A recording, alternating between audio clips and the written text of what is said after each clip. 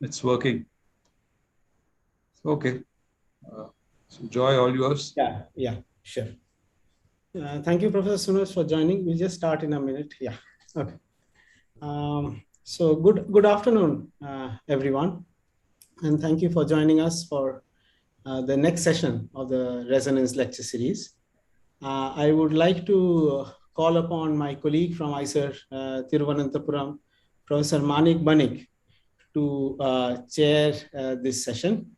Manik, his area of research is in quantum information theory, quantum technologies, quantum foundation, and so on. So Manik, if you kindly chair the session. Yeah, thank you, Joy. So once again, good afternoon, everybody. So this is the second session of second day. In this session, we have three different talk by three distinct professor. So I'm privileged to introduce this professor and chair this session. Let me first introduce our first speaker, Dr. Raghavan B. Shunoj. Professor Dr. Shunoj is now a professor at Department of Chemistry, IIT Bombay.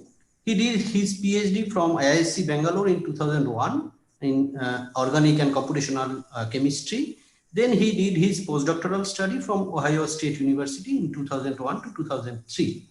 And he joined in 2003 in IIT Bombay and as assistant professor, and presently he is a professor there in this chemistry department of chemistry. So Professor Shunoj's research interest is mainly stereoelectricity, stability and reactivity of reactive intermediates, kinetic and thermodynamic aspect of chemical transformation. So Professor Shunoj has several achievements. So to list few of them, he has more than 140 very renowned publication throughout in several international journals. In 2008, Professor Shunoj achieved this Young Scientist Platinum Jubilee Award that is given by National Academy of Science. 2011, he achieved this Young Scientist Award by A.V. Ramarao Research Foundation.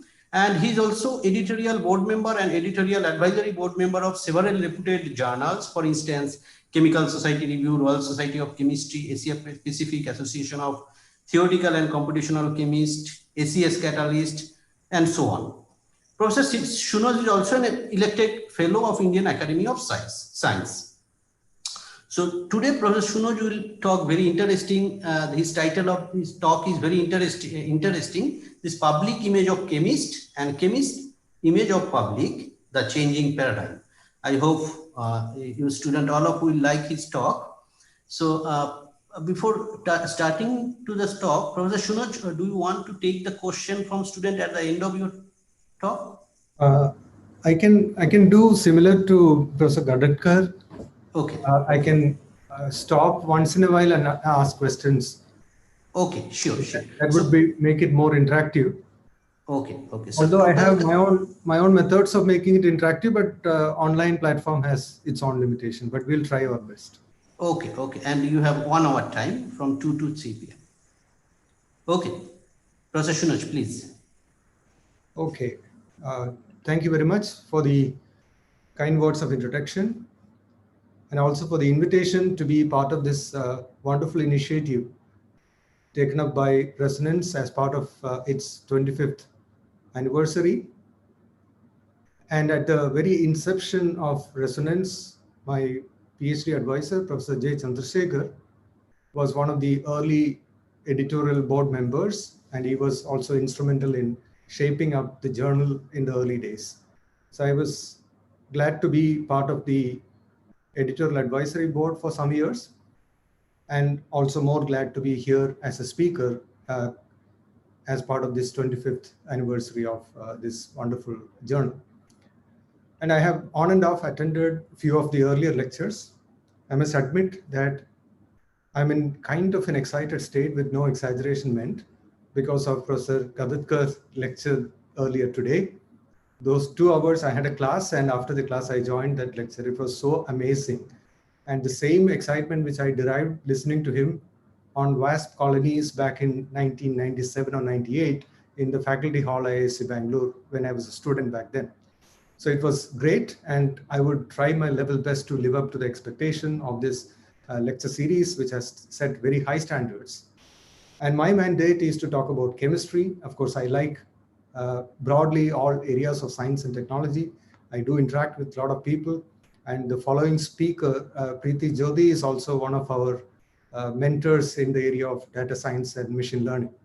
So with this brief introduction, let me try to share my perspectives on what people normally think about chemistry and what chemistry actually is, and what chemistry has been over the years. Somewhat a traditional science. Oftentimes people call it a central science and so on.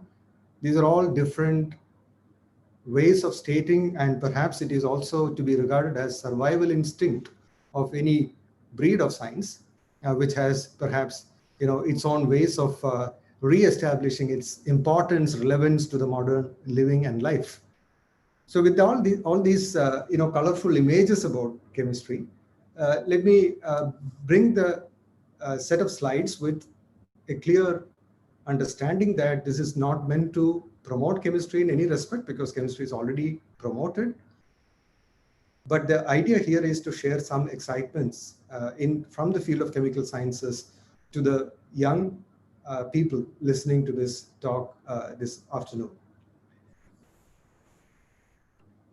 So the talk is organized in 4 different blocks, unevenly time shared, 4 different blocks. I will start with chemistry everywhere. And when I say chemistry everywhere, I must probably start with chemistry in the movies. And that is probably one of those ways to wake people up if you had a heavy lunch. This is one way of waking people up, that chemistry in movies. And if you can ever recollect some movie scenes where romance is the key theme, hero heroine moving around, and many of these romantic scenes. In fact, UCLA has a pamphlet or a flyer where they proudly present to the visitors that this movie, the most romantic scene, was shot in UCLA chemistry lab. The chemistry lab seems to be quite romantic from a public image, that it is full of colors. It is full of colors as much as shades of life or shades of mood that one would go through. It has all kinds of contrast. Sometimes these colorful objects, colorful chemicals, liquids, solids, powder, gel, all that you can think of, if it is colorful, and one would jump to the conclusion that, oh, it's interesting. Color is interesting. Rainbow is fascinating. And we can create a whole bunch of colors with all the shades. The science of color, dyes, pigments, all these are different compounds. Most of you know extended conjugated systems are inherently colorful, many naturally occurring compounds which are colorful.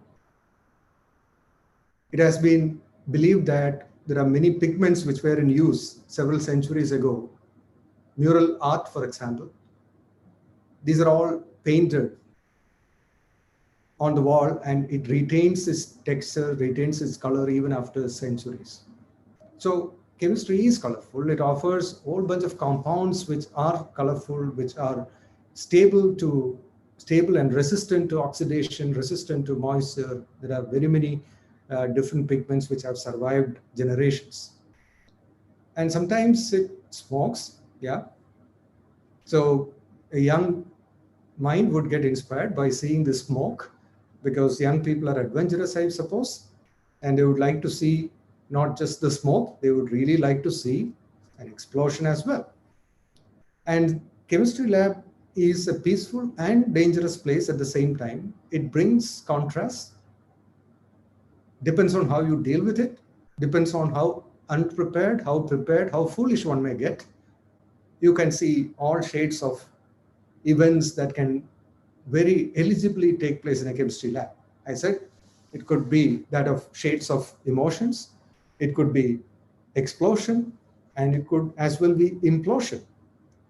So each chemical, when exposed to moisture or oxygen or water, it would react sometimes extremely vigorous, extremely violent, leading to explosion. The whole concept of Diwali Pataka deals with a lot of chemicals which gets oxidized and produces a lot of heat and light and makes it very colorful, very fascinating. There is chemistry behind each of these processes. And there is a lot of chemistry behind food. With all this master chef going around in various channels, various countries, chemistry of food is picking up very fast. Flavonoids, fragrance, there is no end to this list, what one would try to accomplish with the modern practice of chemistry. It's quite fascinating. And it's not always about colors, or not always about fragrances, it also stinks. There are some really nasty chemicals. And it is even said that if you smell certain chemicals once in life, you will never forget. 20 years later, if you get to smell the same compound, you would say, that one, yes. That is the impact it impinges in your head, that it gets permanently recorded because it is so nasty. The smell of certain compounds are so nasty. I'm in the third floor of chemistry department here in IIT Bombay. We have a lot of organic chemistry laboratories next neighboring our lab, which is kind of clean, dry, air-conditioned space. Maybe I should not utter the word air-conditioned in the wake of global warming and sensitivity towards climate change and stuff. But then, we have to keep our computers in a clean environment. So we sit in air-conditioned lab, no chemicals whatsoever. Neighboring labs have a lot of chemicals, a range of chemicals. Some would explode. It is not uncommon that we hear a loud noise and then an accident report gets circulated to the chemistry community. Near accident reports are circulated as well. So there is quite a bit of risk. But when I walk through this hallway, I get to smell range of different fragrances, different orders. Some are very intense, pungent, some are pleasant. But I always tell students in the laboratory courses that anything that smells like a fragrant is not necessarily a friendly compound. That is not really true.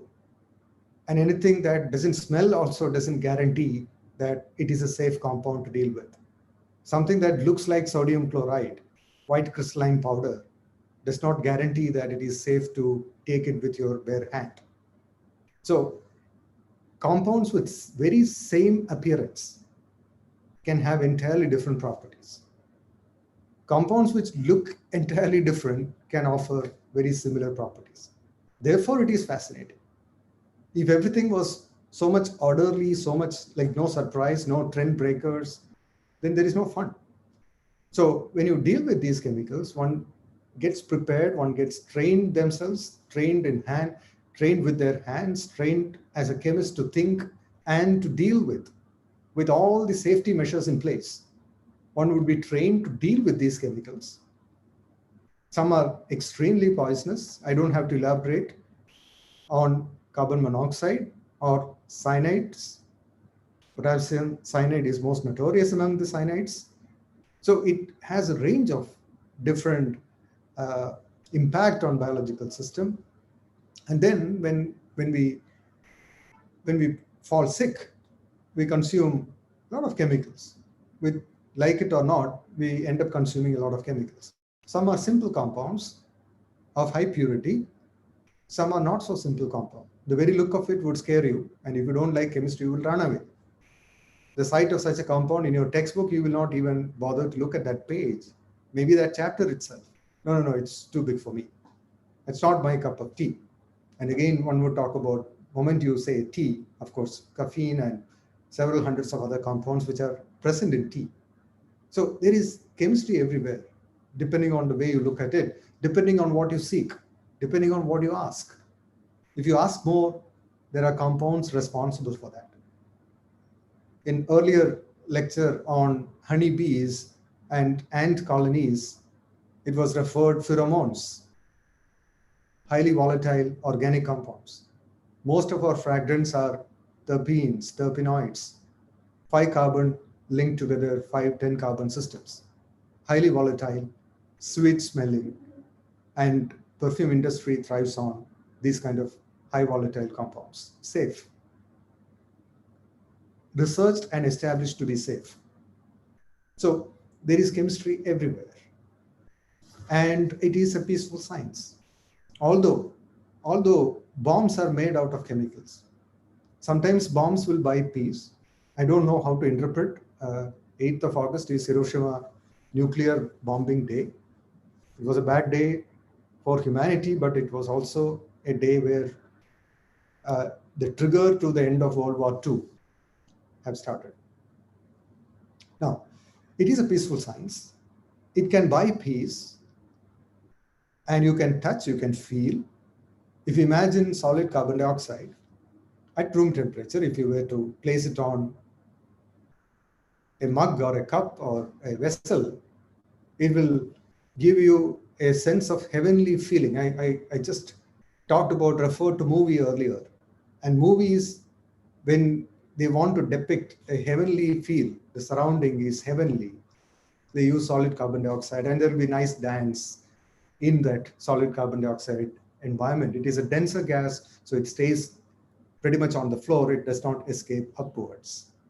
And that is why you see the solid carbon dioxide, it comes out of the glass and it goes downwards. And therefore it would pervade the surface if you were to create a heavenly feel for a dance scene in a movie or in a drama that you may want to play. So that is interesting. So when you talk about heavenly feel and a romantic scene in a drama or a movie, you're talking about quite peaceful science, right? It is just a property of CO2 at low temperature, and when it is evaporated very quickly and very fast, this is the feel that one would get. So it is used in many contexts to create a peaceful or seemingly peaceful environment. And if you know how to deal with it, it's fun, a lot of fun. You can do a lot of reactions, make thousands of compounds, which people have been making over the years. At the same time, if you do not know how to deal with, it could as well be your ladder to heaven, right? It may be a split second, massive explosion. That's it, period. So it is the training that will help you how to handle chemicals of different orders of stability. There are compounds which are highly explosive, and let alone being highly poisonous. I caution everyone that every chemical has a certain degree of toxicity. And our body may be able to take in certain doses. It's like medicine. If you take it in right proportion, it's useful, but anything overdose, it's very harmful. One would think that a compound like iodine compound, even sodium chloride, seems to be friendly because we are familiar. Our familiarity with the compound doesn't make it friendly enough that we can consume in large quantities. So it is the training of a chemist to deal with in what degree the safety, toxicity, all these are part of one's training. And with that, you can do a lot of fun. Let me bring an example of this explosive compounds. This is one cultural attribute of a chemist, that they're not scared. They're not scared of a compound being an explosive. In fact, if you tell them that, hey, handle it with care, they just want to see the fun. And I remember when I was in college, sodium is stored in kerosene, compounds which would repel water. Sodium is highly sensitive to water, and it immediately reacts vigorously with water, and more so is potassium reacting with water. So I remember this interesting episode in college where we were supposed to do sodium fusion extract, the very old method still being practiced. So we have to make small pellets of sodium, just cut sodium, take it out from kerosene, and may use a sharp knife to cut a small piece, very small piece. And having cut a small piece and sometimes you serve your friends as well. You take a larger block, hoping that I will put the major chunk back into the kerosene and I will distribute this larger chunk for all my friends who are into the practicals. They're doing sodium fusion test. So you make smaller pieces of the bigger chunk.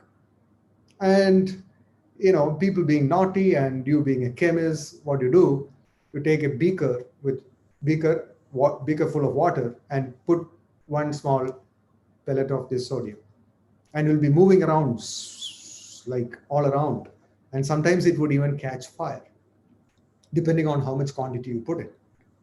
And once you get that excitement, you cannot predict how many pellets you're going to put in.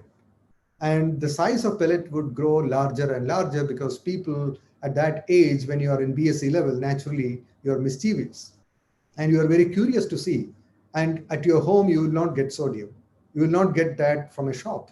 So this is the rarest opportunity that you can mess up, play with, enjoy the fun, but with safety and precaution. So one would have done it. At least I have done it several times. But make sure that the pellets are of smaller and smaller size. You just want to see how globular it gets. It shapes up into a bead-like thing, and it would never be at rest. It would be moving around with a fizzing sound. It's a fun to watch that. Small, harmless experiment if done in a controlled, regulated manner. And this gets ingrained in the genealogy of chemists, that to do risky task, but in a controlled way as per the recommendation. So we in chemistry labs, we have what we call as fume hoods or fume cupboards, inside which experiments are supposedly carried out. Because many vapors that are produced, we do not really know the impact of it. If you're doing a new reaction, it may have volatile compounds being produced as during the course of the reaction, and you cannot predict what side effects or what harmful effects it may make. Therefore, we carry out the reaction inside the fume hood, where it is connected to a large blower through a duct, and usually it is sent out through the above the roof of the building.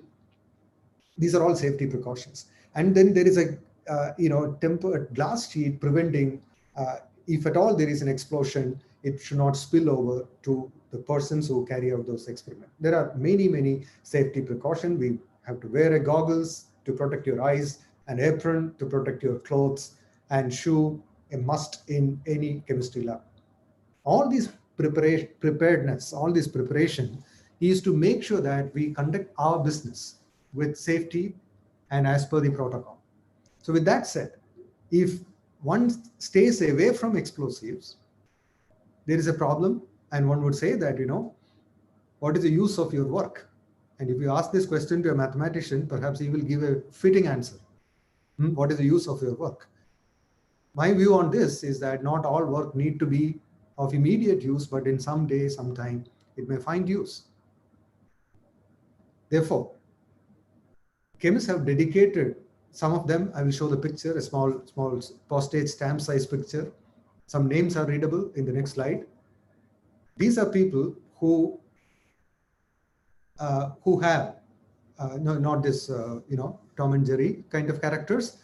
We like explosions, but regulated, controlled. Compounds like diethyl azo dicarboxylate, we abbreviate them as DEAD, DEAD. That is a compound by the name DEAD. We deal with them quite routinely. And this is a cover page from a journal, a special issue on what is known as azides, organic azides. It simply means that you have an azide linkage, let's say N3. If you have sharp hawk eye, you will see the compound shown in the middle of this picture is a phenyl azide, that is pH N3. And one can debate on what is the configuration, what is the right way to write an azide, resonating structures, and so on. But that is not really the objective here. So if you look at azides are inherently reactive. And in large quantities, a few grams, they are so threatening that even a shock, if you shake the flask harder, the whole flask will explode. Acids are very sensitive, not just to other chemicals, it is also sensitive to shock. Okay, so if you have a few grams of acid on the floor and you cover it with a filter paper, try to jump on it, boom, it will explode.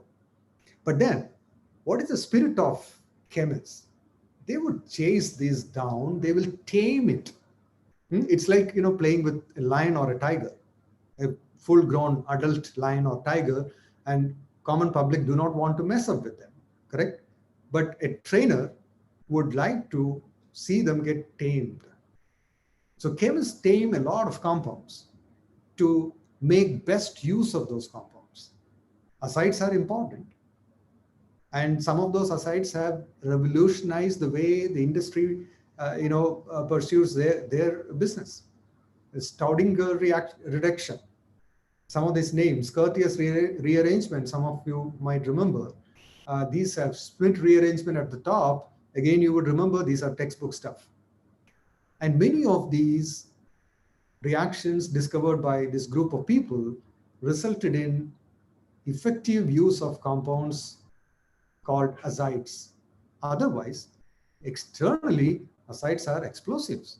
Azides are very, very risky and tricky compounds to deal with, but they did not stop there. That is the very spirit of being a chemist, is willing to take challenge, willing to take risk, learn about the risk, assess the risk, do control reactions in smaller quantities, and then learn from it and put that in practice, and even industry will adopt these methods, and a lot of benefits reaches humanity in mass production, whether it is the story of polymers, story of every other compounds which are produced industrially. The earliest discoveries might have happened in a small scale, few grams, milligrams in a laboratory where students and scientists are trained to do so. That is the fun part of it. Now, chemistry is everywhere. Something which most of you like are chocolates, and those who recollect, those who are movie fans would remember, Mama says life is like a box of chocolates. You never know what you're gonna get. And this is one famous dialogue from Forrest Gump. And now I have my own variant of some of these dialogues. But when you look at chocolate, there are several chemicals, and there have been research articles published on the very favorite compound of yours, that is a very favorite substance of yours, that is chocolate. There are many, many compounds which can result in inducing sleep. It can result in making you happier. There are many, many evidence that the concoction it contains is capable of producing different biological response in individuals who consume this in right proportions. So there is fascinating connection between what we take as food and what we like. And one would ask this question, why do you like chocolate? Most people like chocolates. There are few who don't like chocolate, but they like dark chocolate. They don't like sweet. They don't have what we call as sweet tooth. So if they don't have sweet tooth, then they would perhaps like the darker version of chocolate. But chocolate contains a lot of compounds, and it has been demonstrated that these compounds are responsible for many of the so-called feeling better, feeling lighter mood that chocolate provides. And those who remember have the habit of watching ads and captions of many advertisements. It's a big industry, by the way. You can recollect the ad of Cadbury's Silky. I forgot, but I thought it was very good theme. Okay, very good caption. Okay, now we routinely deal with azide is one just a representative example which I wanted to mention.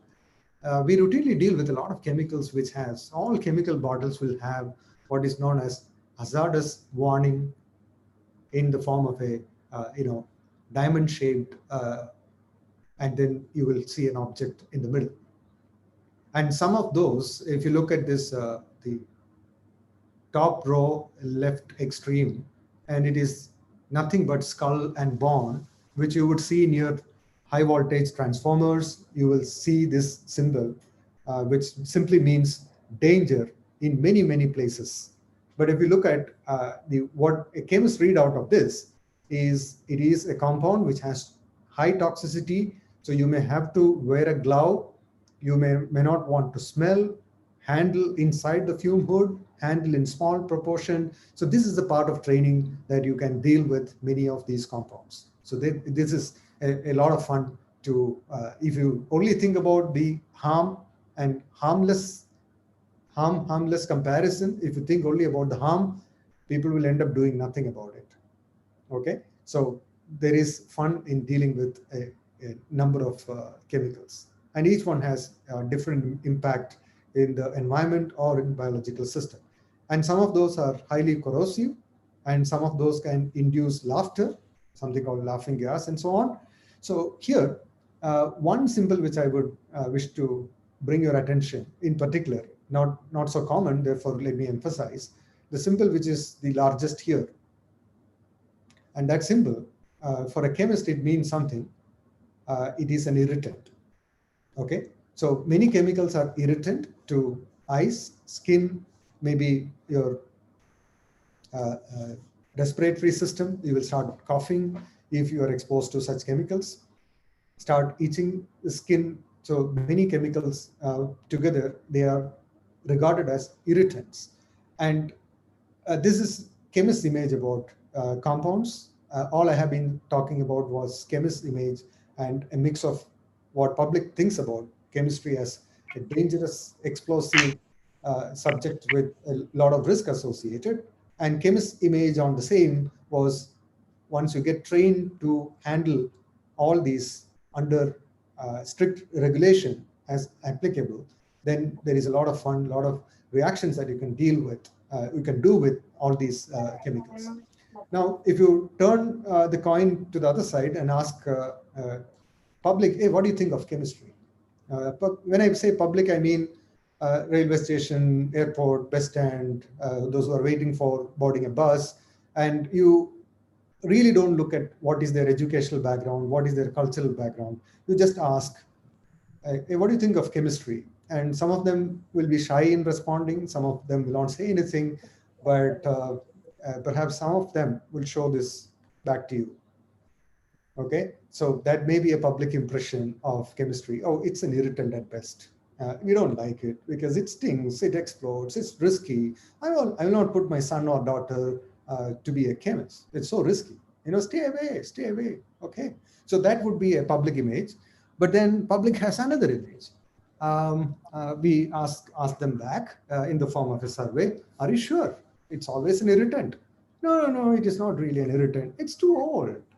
Okay, imagine an old lady responding to this survey question. Hey, what do you think of chemistry? It's an irritant at best. Hey, are you sure? And then she will say, it's very old. It's very old, yeah, very old. And when you go to Europe, whatever is old, they talk very high about it. In European university, if you walk through the campus, they're so proud of the fact that their buildings are so old. And they will say, this is 400 years old. Our university is the oldest in the world. And they are very proud of that. But you go transatlantic to the Americas, North America in particular, and they say that, oh, this is brand new. It was like, last year. This building is last year. Constructed last year, made operational just a few months ago. We're always proud of how new it is and the look. And if you compare these two pictures, I will tell where are these pictures taken from. If you compare these two pictures, both have its own respect and charm. Both are highly regarded universities. Okay, so one is from I believe it is from Oxford University in the UK, and the picture below is from MIT campus in Boston in the US. Okay, so people think chemistry is very old. To a large degree, it is true that chemistry is old because it has a rich tradition. It came through generations of practitioners. They put in their life, their sweat, their perspiration in developing it into a full-fledged science, which is at the center, which connects to rest of the sciences. It connects to biology, it connects to physics, connects to anything that you can imagine. And it's a science which is old, and it's a science which is very new. So it has all the attributes of bringing together the strength of being old, because there is a tradition, there is a culture, there are great scientists who were chemists, who have developed this field, and we are proud of that. And there are very modern ways of conducting chemistry in the best of the buildings, in the best of the universities. It is very new. I was teaching a course this morning, research methods for first year of PhD students, and I was telling them this very aspect of tradition in chemistry and very aspect of how new, how modern it has become. For instance, those who are inclined towards research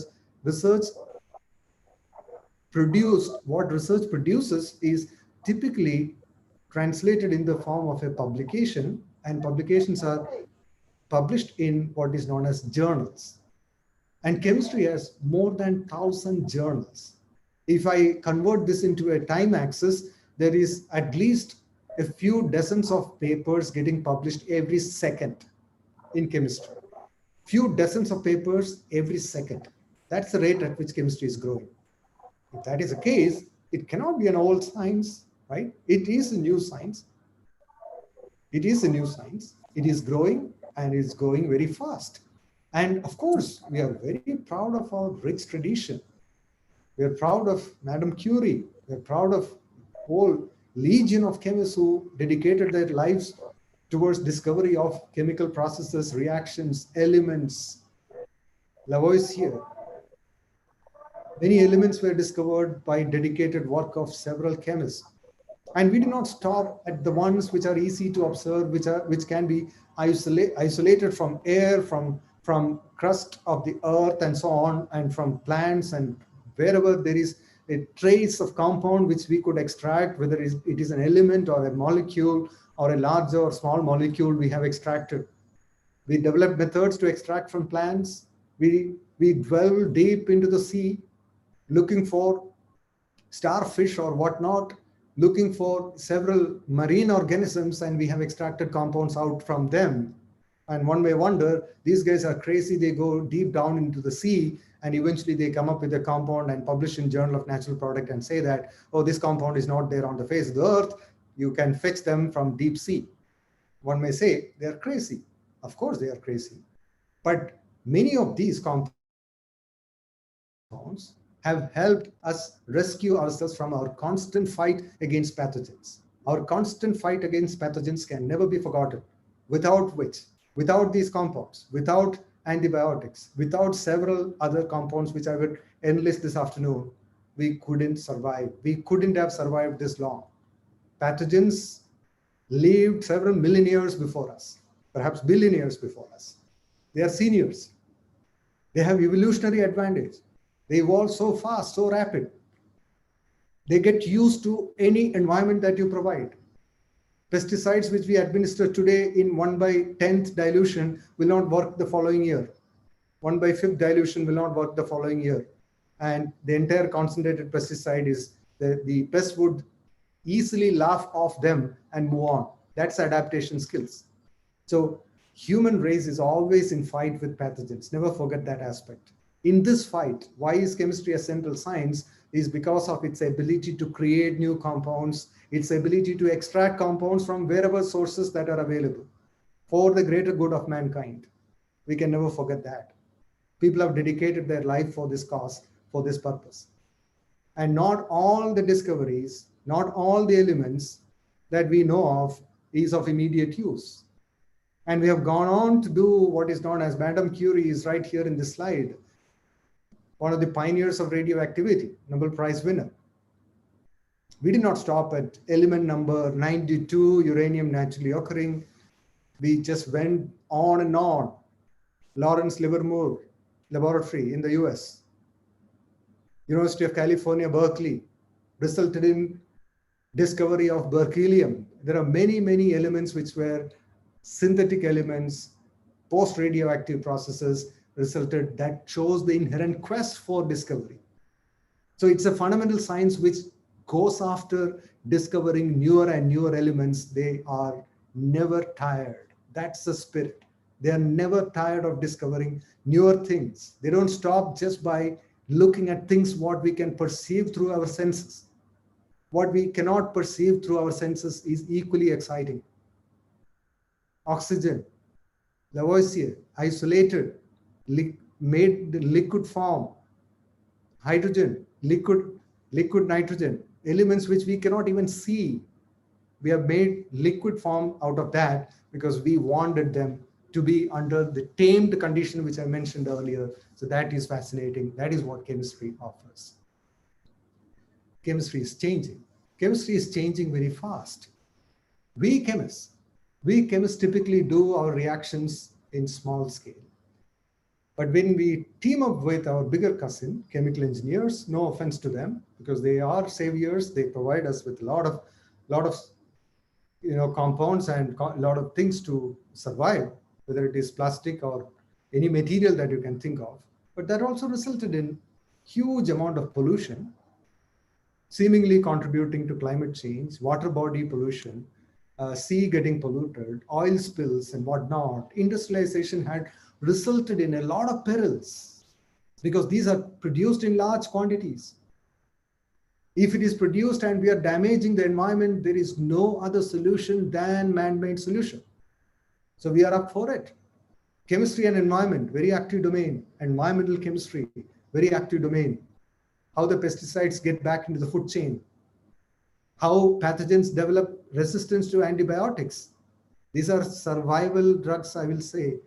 The compounds which help us survive in our constant fight against pathogens. The ecosystem where chemistry plays a central role is that ecosystem that gives us a ray of hope. And that ecosystem is very important for us to realize the value of the central science. I think since it is a heavy lunch and in the afternoon,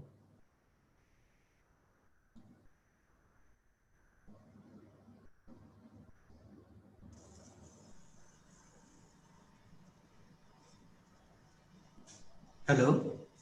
yeah, so it worked. It worked. Yeah, It was a prank meant for waking people up. That was a deliberate slide for making sure that people are up there on the other side. Okay, so chemistry of biological systems. There is a lot of fascinating aspect. So before I go into chemistry of biological system, I'll be happy to take questions if there is any at this stage. Yeah. Anybody has any question?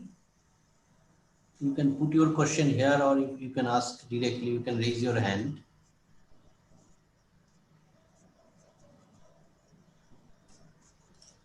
I think the previous slide did not wake them up. Okay. Perhaps I will continue. Yeah, Right. sure. We'll take it. So here is this beautiful poem by Wordsworth. And I don't have to recite, you can read. And now there are interesting connections between how you look at things. How someone like Rolf Hoffmann looked at a very, very important, significant biological molecule with the lens of a chemist.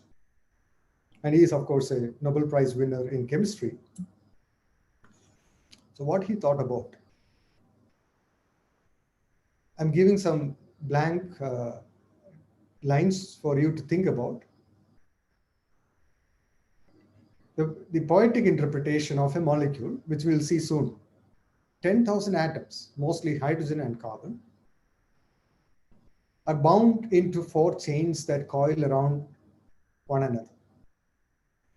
It's kind of poetic interpretation, a mixture of disorder and order, for most of the curves actually have a purpose. 4 discs known as something. And here I will say 2, but the 2 is different from what you see in movie or in TV serial. It is not meant for a bad word, but a good word that will come soon. 4 discs known as 2 wedged between twists of the chain. Right at their center is a lone 2 atom. That is where the red color comes from. 10,000 atoms to package all of the 8 2 atoms. What a waste. Okay, so this is an interesting description. If someone wants to have a go at what this molecule may be being referred here, that would be a nice way of engaging. Anyone wants to have a go at what is this molecule being described here in the form of a poetic interpretation? Okay, so let me then go forward. This is the molecule that is being described. And now we can try to fill these things in. 4 discs known as porphyrins, wedged between the twist of the chains. Right at the center is a lone iron atom, Fe. That's where the red color comes from. 10,000 atoms to package all of the 8, again, iron atoms. What a waste. So this is just the porphyrin, which is at the heart of hemoglobin, which is responsible for carrying oxygen. And we live in a time and age where people talk about oxygen saturation and oxygen, cylinder unavailability and stuff like that. So this is hemoglobin. According to Hoffman, he describes hemoglobin beautifully in a poetic manner. And he is a chemist who is, these days writing a lot of novel poems, short stories, and drama. Okay, so chemists can become very artistic as well. Now, chemistry helps in sustaining life. This compound shown in the slide, it's a penicillin framework.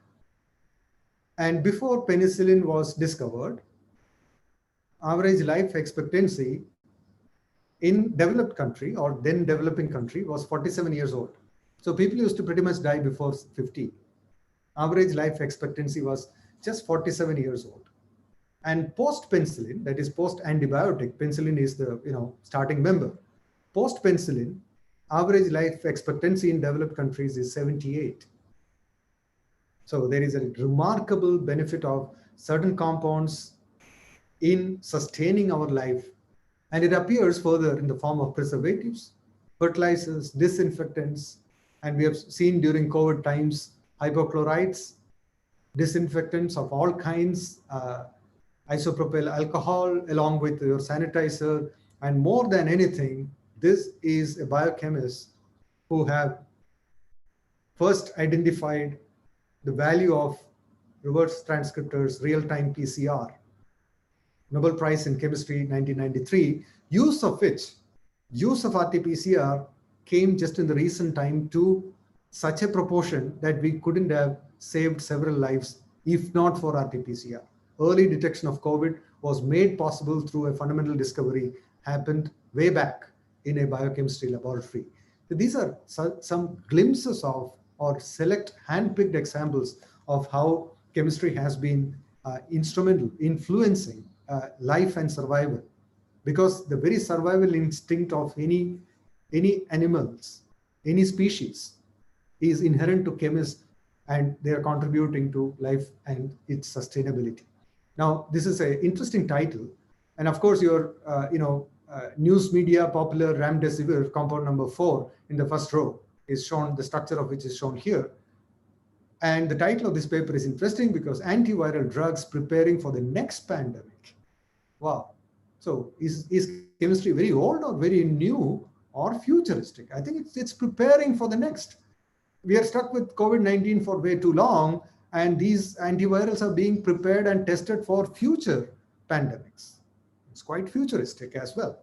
And is it always about observation? No, it's about trying very many different things. Some textbook questions here, and you will jump into an answer. Why is oxygen triplet in its ground state? Why water is a liquid at room temperature? What is anomalous expansion? Why is nitrogen inert? So there are so many questions which are triggered by our observation, and we have answers to all these by looking at into the detail. So from the macro scale, now I'm beginning to foray into the microscopic, atomic level, molecular level details, which is at the finest of finest resolution. We have equipment, we have methods to deal with at the finest of finest details, which one may want to. Textbook says carbon-carbon distance, single bond distance is 1.53 Armstrong. People did not stop there, because once you challenge that, this is the standard distance, they will turn back and ask you a question. No, I will make it longer. They say, I can make very short carbon-carbon single bond. I can make very long carbon-carbon single bond. And people have spent their lifetimes into chasing the small dreams of making something unusual. That is also in the spirit of being a chemist. Sometimes it is so fascinating that they get inspired by some words and some objects in real life. pina colada, and they name their compounds using those names. Pinacolatodiborane, a famous borylating agent, and it has no resemblance with pina colada. If you consume the compound on the right at your own risk, we cannot predict because we have not got a brave soldier to do that. Okay, so it's at your own risk. Sometimes we make compounds with 13 steps, very hard synthesis, waited for 10, 15 years of hard work to make this tiny little compound cubane.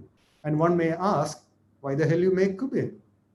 What is so exciting about it? Why don't you buy a Rubik's Cube from the market? So cubane we make in 13 steps or more steps in very little yield, very small yield, but we still have the pleasure of making them. And we don't stop in cubane, we put a handle and call them basketain.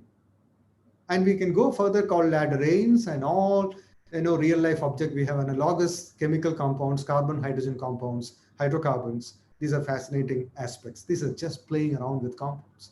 And it is fun to make these compounds. And one would say, what is the use of cubane? Like, Edison was asked, what is the use of your discovery by a minister of UK? And Edison said that someday you will tax it. What is the use of electricity? The governments can tax it. Okay, that was his response. What is the use of cubane? I will probably come to that. No, I don't have a slide for that. But what is the use of cubane? If you were to make the nitro variant of cubane, tetranitro or hexanitrocubane, those are high density explosive material. A few grams of it can produce detonation pressures far higher than few grams of equivalent other type of compound. This is high demand. Nitrocubanes are in high demand for modern warfare. Okay, and there is a compound whose name is shown, whose structure is shown. If anyone wants to take a good wild guess at this compound in the same spirit as cubane, housane, basketain, adamantane, then if you want to name it, it contains two selenium compound. Selenone is if you were to replace Se with O, it's ketone. Selenone would be the common. I will not tell you the name of this compound. Instead, I will give a picture and you can guess what could have been the name of that compound. Okay, because it has two carbon Se double bond. And we did not stop there. Many of them went after certain sesquiterpenes made for the first time in a laboratory, and they have named it as elephantine.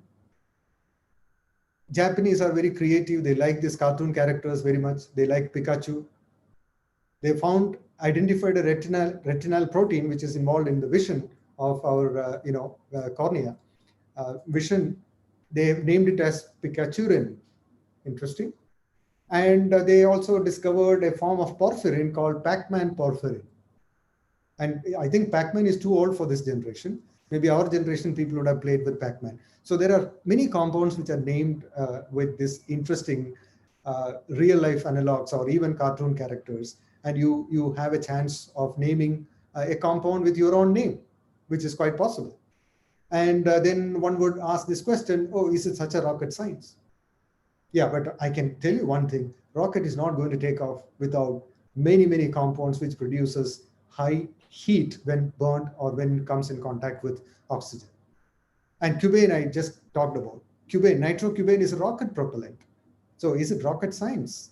It's almost a rocket science, and it is a propellant. Yeah, don't say it very quiet.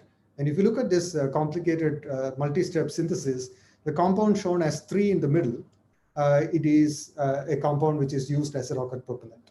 And synthesis, one can figure out the ways to do it. Nothing too complicated. Second year undergraduate organic chemistry will help you make this compound 3, but of course it is an explosive. One should exercise all the caution. This is the compound called staphane, which is a high energy density material used in rocket fuels. So I have just about 2-3 more minutes, I suppose. Yeah, 5 minutes. Yes. Yeah. So I'll be right on time. And what are the modern fascinations or modern aspirations of a chemist? They study chemical reactions at a very different level. For example, my laboratory looks at chemical reactions using quantum mechanical calculations or computational chemistry.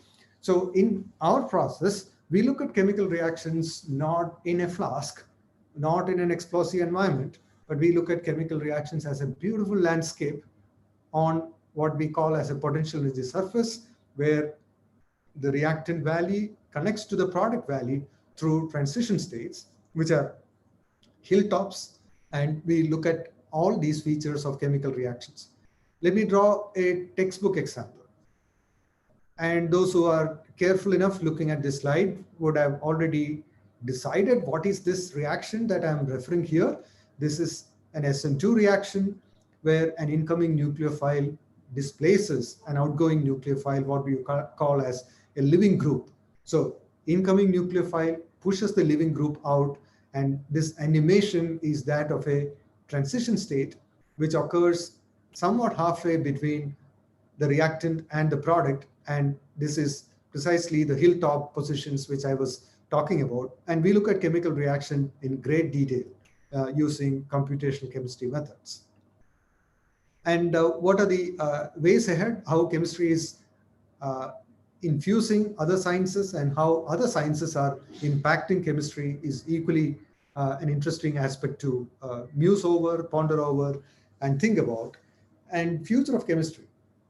It would have to play a huge role in making our survival more assured, because pathogenic activity is one thing, and we have to get prepared to be conversant with how to deal with this present pandemic. Had taught us a lesson.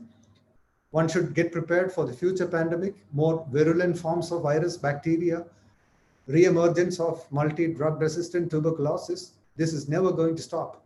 We need new compounds. We need new compounds to fight all forms of pathogenic activity. And all compounds are virtually going to be useless in just few years.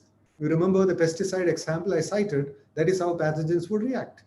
An antiviral compound which is very good today, an antibiotic which is very good today, may not be useful 3 years down the line. It depends on how much we use in our community, how many people are prescribed with that medicine.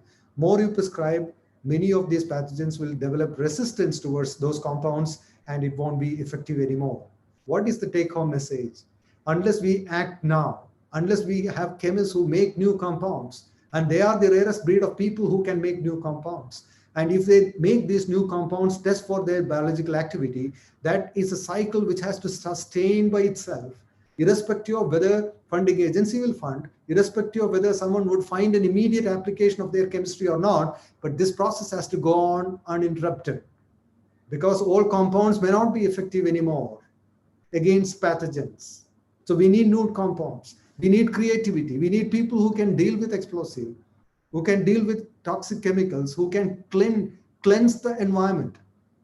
Unless we clean up the environment, climate change and water body pollution, there is no way out. If the environment damage was caused due to the chemical activity, the recovery can also be only due to chemical activity.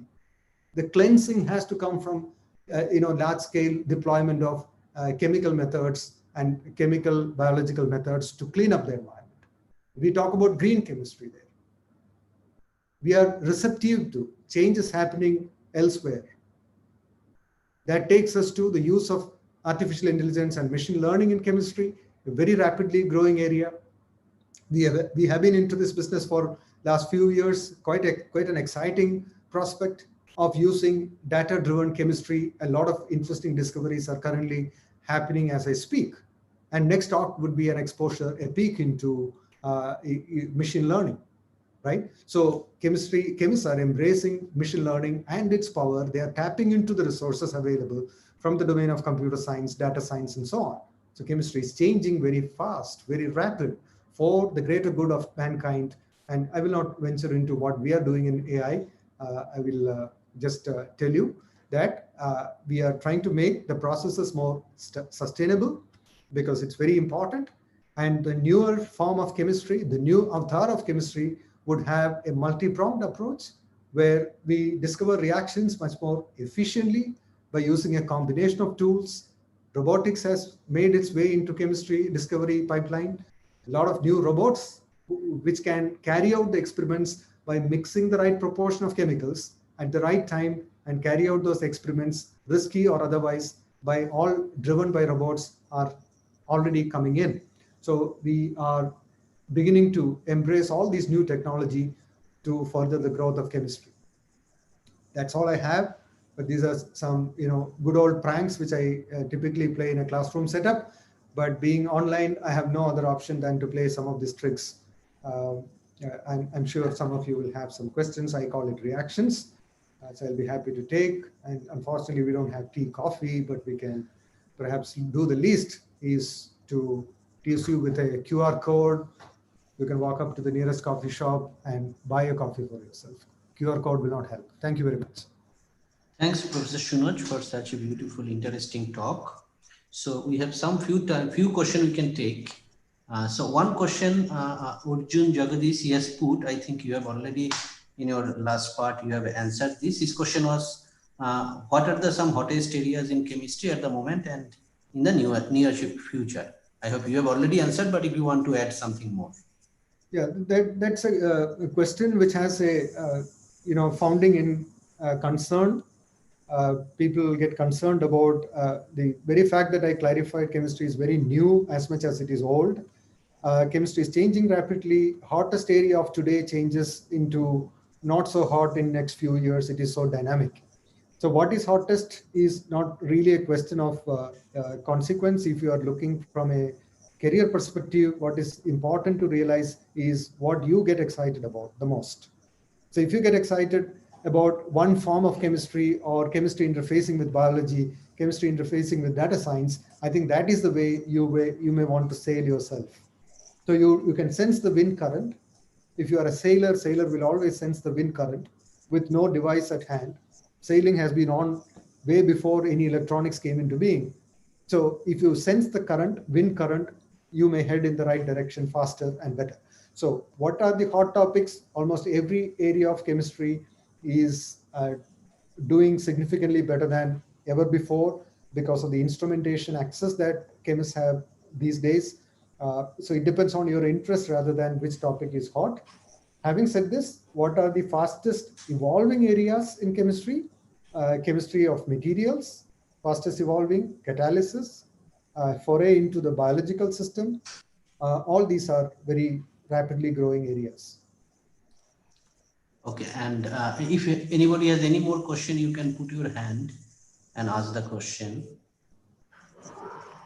So I also need to mention one student, Shoham Karandikar, he actually answered your question, what you have asked, hemoglobin. Very, very nice, hemoglobin, yeah. So any more question? Can I ask one question? Sure.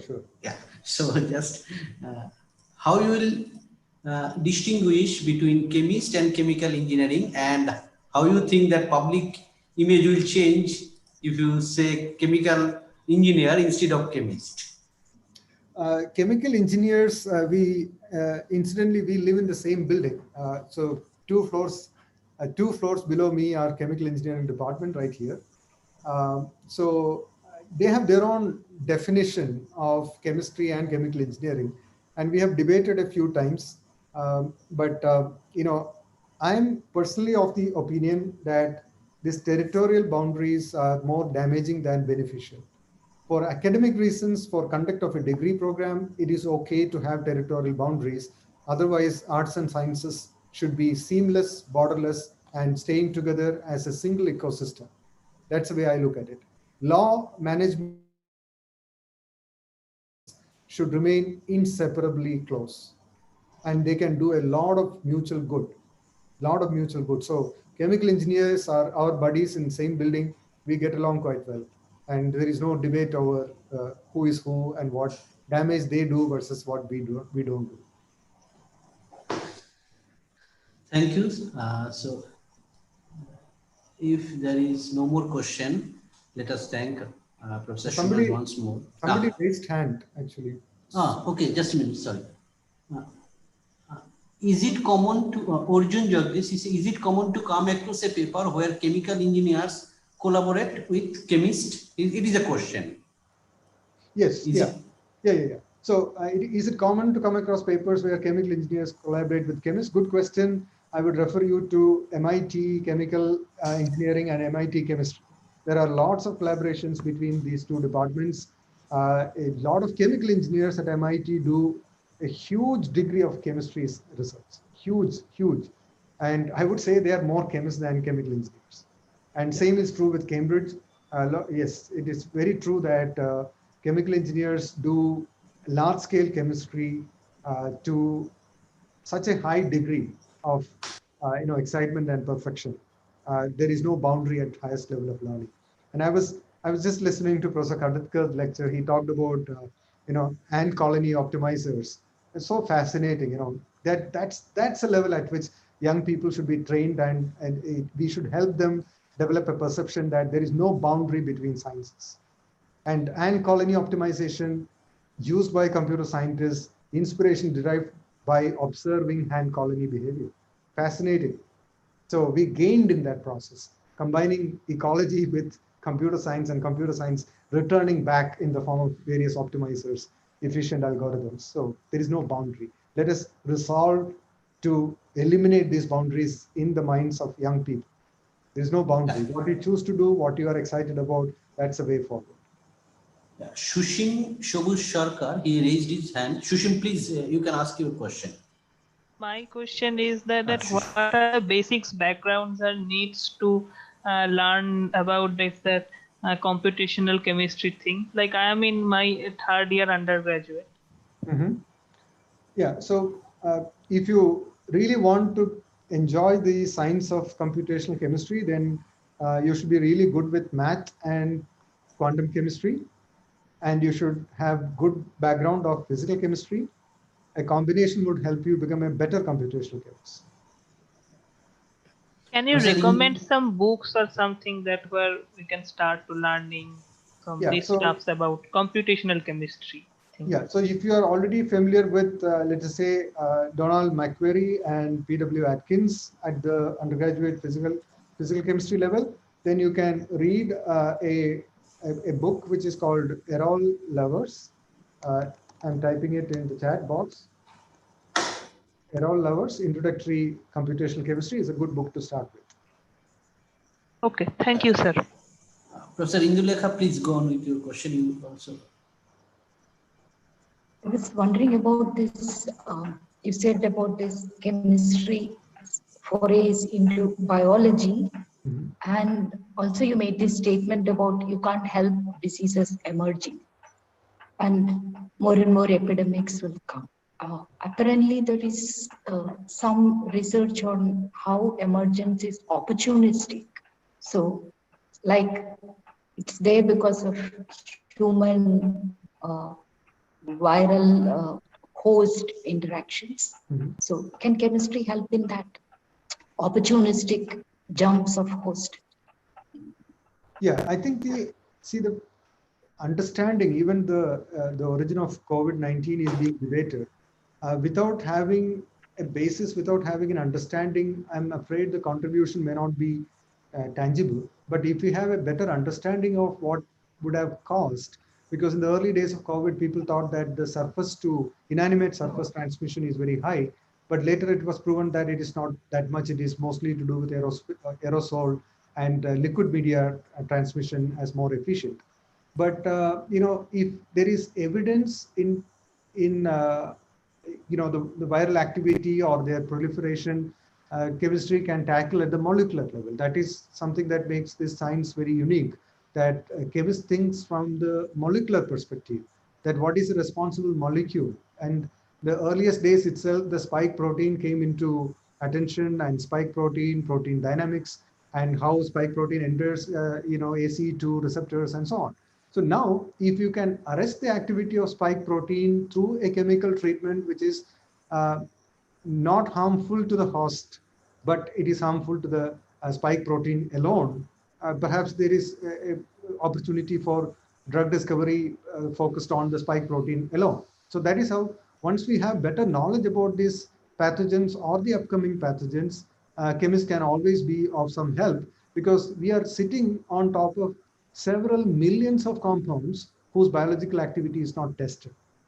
This is something that scientists in general must note, that millions of compounds whose biological activity has not been tested. That is unbelievable.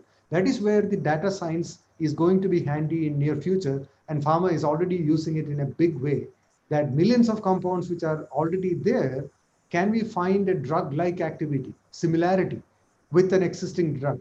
Can we help in repurposing? So a lot of such activity is possible. But a cultural aspect of chemistry is that they are inherently curious, inherently creative, like with any other sciences. They keep on making new molecules. Don't ask them, why are you making this? Because it is a foolish question to ask. But they will keep on making new molecules. And some of them would find, even 1 in a million finds a use. That use can be. I have to do some transition, so why don't you pull a chair and sit here? Pardon? Yeah, that Okay, is, please. Okay, yeah. You are unmuted. Okay, so one more question was, what opportunity does pharmacist have in computational chemistry? Amrinder Singh. Pharmacists have in computational chemistry, it's not very clear. I think computational chemistry has a lot to do with pharmaceutical chemistry, the other way around. But pharmacist, if you're a practicing pharmacist and you're a researcher in pharmacy, maybe yes, you can make use of the computational chemistry tools.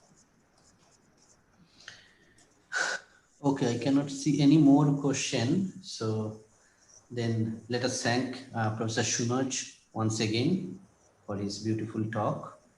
And so our next talk is at 3:15. So we have 5-minute time for a break. Yeah, let us assemble at 3:15. Thank you, Professor Shunaj. Thank you very much.